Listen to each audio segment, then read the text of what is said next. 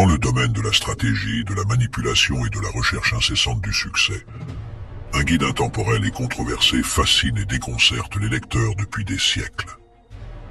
Les 48 lois du pouvoir, rédigé par Robert Greene, est un ouvrage qui explore en détail les subtilités de la nature humaine, de la politique et de l'influence. En exposant sans détour les stratégies qui ont façonné les individus les plus puissants de l'histoire, ce livre remet en question notre compréhension de la dynamique du pouvoir et offre un aperçu franc de la danse complexe du pouvoir. Dans cette vidéo, les principes clés des 48 lois du pouvoir et leur influence continue ainsi que leur capacité à susciter la réflexion dans un monde en constante évolution. Avant cela, je vous prierai de réaliser une action qui ne vous demandera aucun effort, mais qui me motivera et m'encouragera à donner le meilleur de moi-même pour créer et partager avec vous des vidéos originales qui stimuleront votre état d'esprit et transformeront votre perception de la vie. Je vous invite simplement à cliquer sur le bouton d'abonnement de la chaîne et à activer la cloche de notification afin de ne manquer aucune des futures vidéos enrichissantes. Votre soutien est grandement apprécié et me permettra de continuer à vous offrir du contenu puissant. Loi 1. Ne surpassez jamais le maître. Principe. Ceux qui sont au-dessus de vous doivent toujours se sentir largement supérieurs. Dans votre désir de leur plaire et de les impressionner, ne vous laissez pas entraîner à faire trop étalage de vos talents, ou vous pourriez obtenir l'effet inverse. Les déstabiliser en leur faisant de l'ombre. Faites en sorte que vos maîtres apparaissent plus brillants qu'ils ne sont et vous atteindrez les sommets du pouvoir. Violation de la loi. Nicolas Fouquet était surintendant des finances au début du règne de Louis XIV. C'était un homme généreux qui aimait les fêtes somptueuses, les jolies femmes et la poésie. Il aimait aussi l'argent et menait un train de vie extravagant. Fouquet était intelligent et absolument indispensable au roi. Aussi, quand le Premier ministre, le cardinal Mazarin, mourut en 1661, le surintendant des finances s'attendait-il à lui succéder? Au lieu de quoi, le roi décida d'abolir la charge. Cette décision ainsi que d'autres indices firent comprendre à Fouquet qu'il n'était plus dans les bonnes grâces du roi. Aussi décida-t-il de regagner ses faveurs en organisant la fête la plus splendide que l'on eût jamais vue. Officiellement, elle avait pour but de célébrer l'achèvement des travaux de son château de Vaux-le-Vicomte. Mais son objectif réel était de rendre hommage au roi, l'invité d'honneur. Les plus célèbres représentants de la noblesse d'Europe et quelques-uns des plus grands esprits de l'époque, La Fontaine, La Rochefoucauld, Madame de Sévigné, avaient été conviés. Molière avait écrit pour l'occasion une pièce dans laquelle il jouerait lui-même. La fête commença par un somptueux banquet de 7 services où furent servis des aliments venus d'Orient que l'on n'avait encore jamais goûtés en France, ainsi que des recettes créées spécialement par Vatel. Un orchestre enchaînait les morceaux de musique pour honorer le roi. Après le dîner, on se promena dans les jardins du château. Les magnifiques allées et fontaines de Vaux-le-Vicomte avaient été conçues par le nôtre, comme plus tard le serait celle de Versailles. Fouquet accompagna lui-même le jeune roi à travers les parterres et les bosquets superbement géométriques. En arrivant au canot, ils assistèrent à un feu d'artifice suivi par la pièce de Molière. La fête se prolongea fort tard dans la nuit, et tous s'accordèrent à dire que c'était l'événement le plus incroyable qu'ils eussent jamais vu. Quelques jours après, Fouquet fut arrêté par le chef des mousquetaires du roi, D'Artagnan.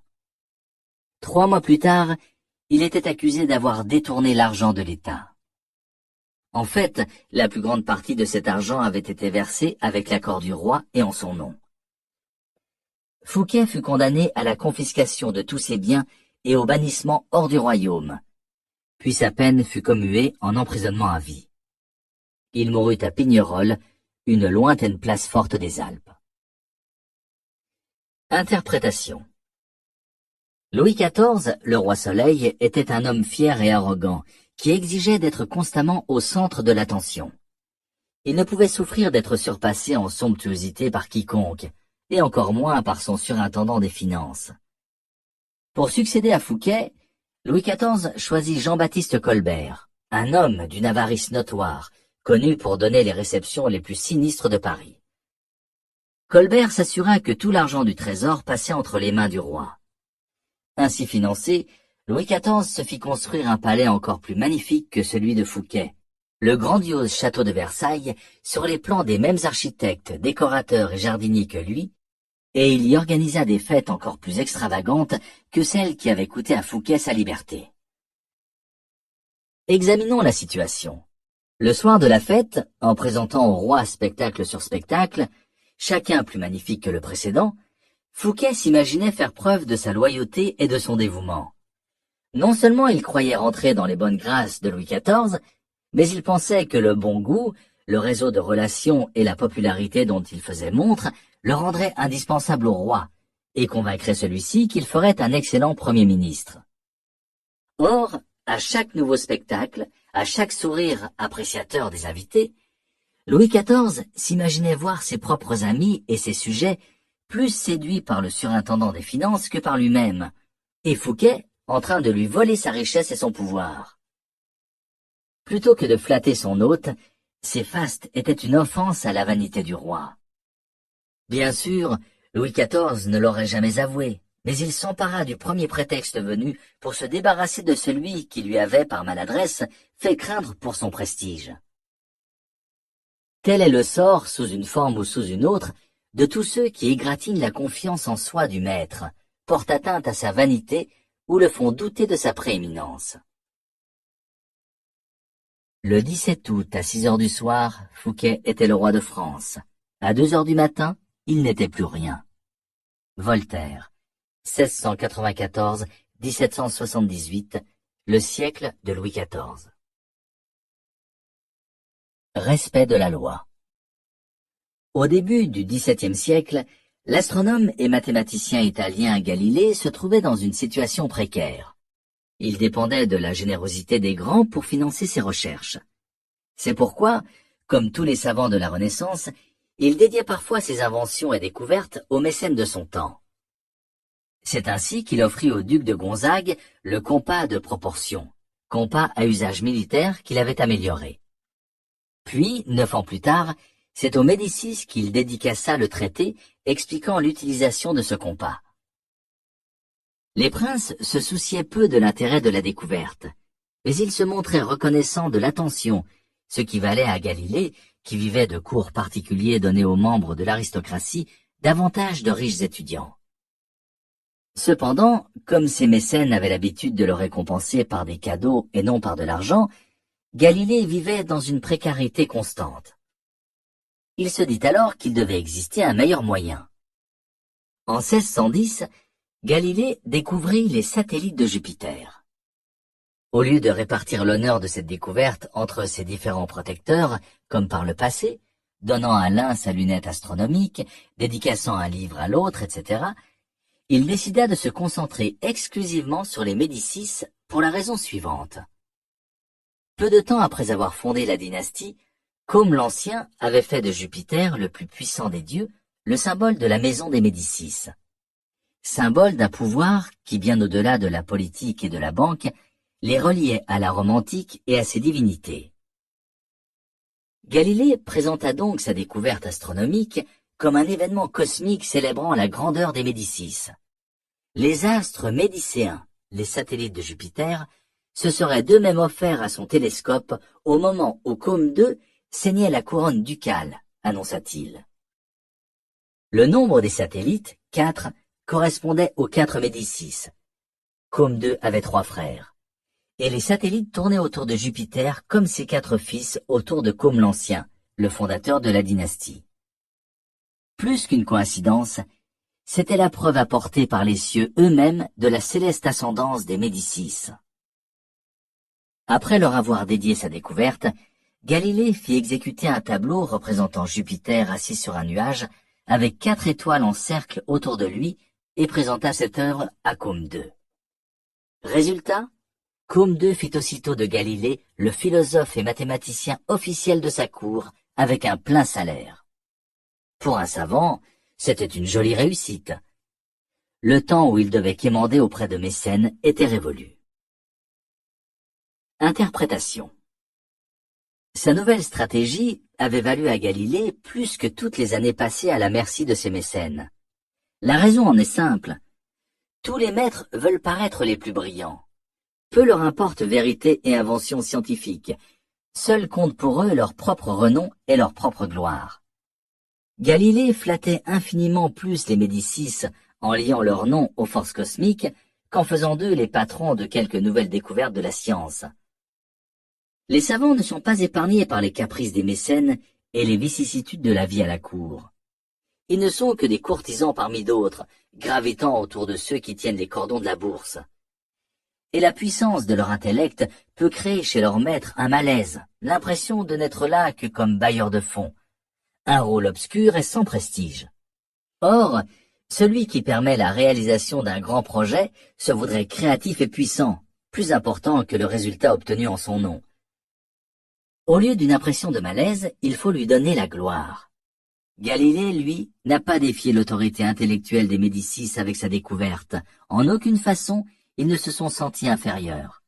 En les comparant littéralement aux étoiles, il les a fait briller au-dessus des autres cours d'Italie.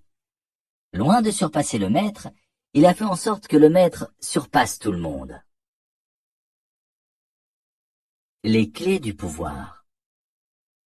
Il n'est personne qui, à un moment ou à un autre, n'éprouve la fragilité de son prestige.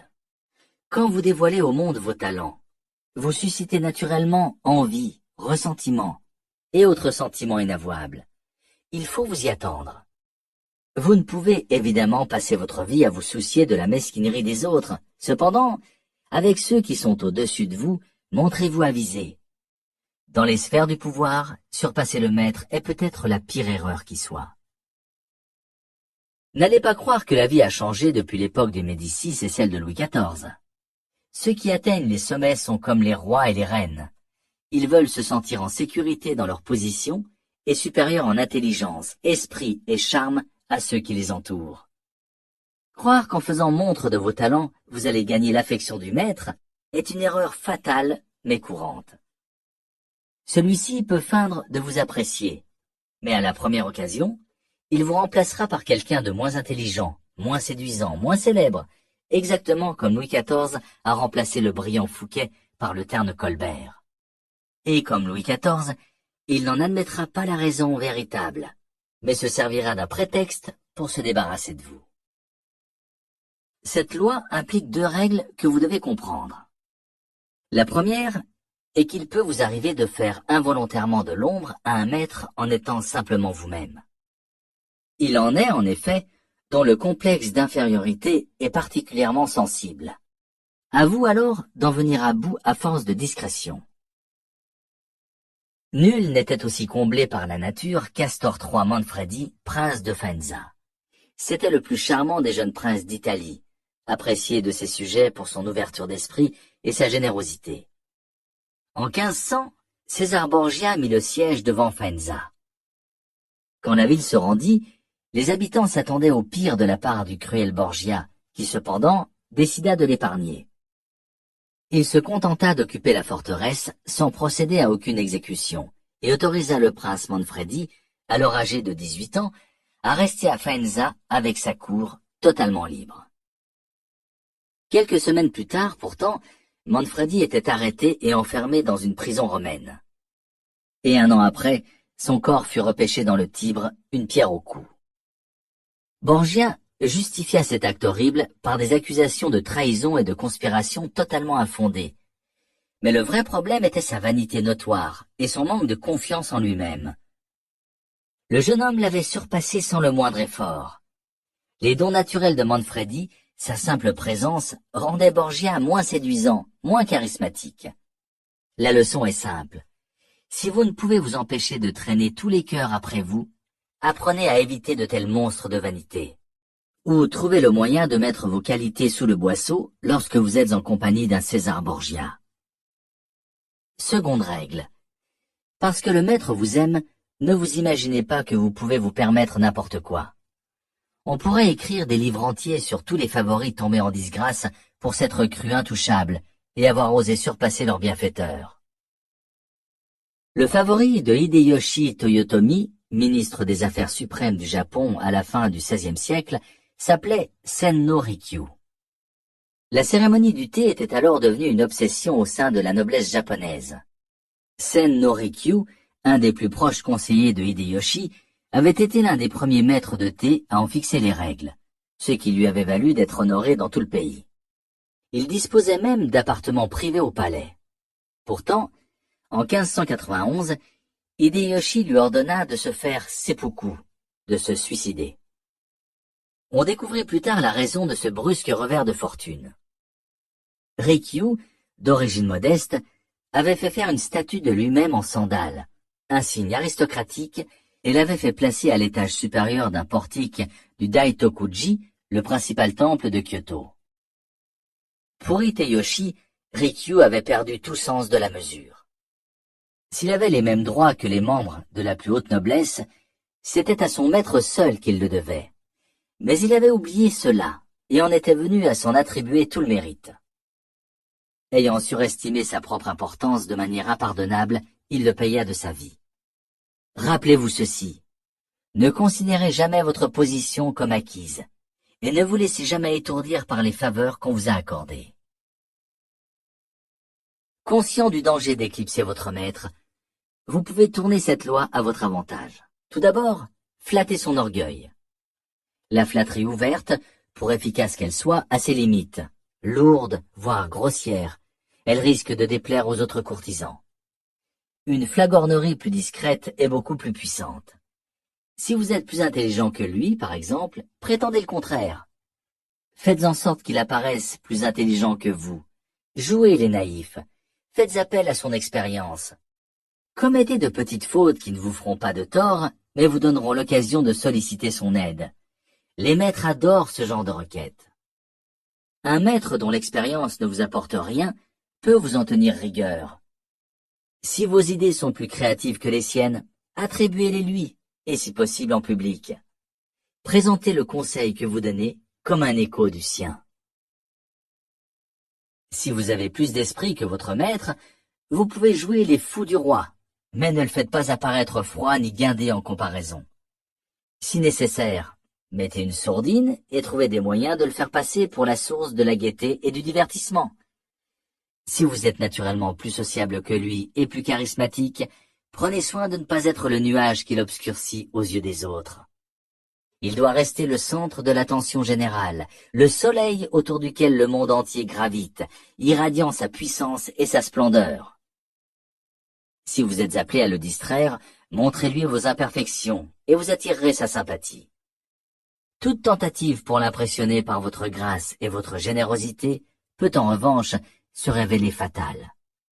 Pensez à l'exemple de Fouquet, ou payez-en le prix.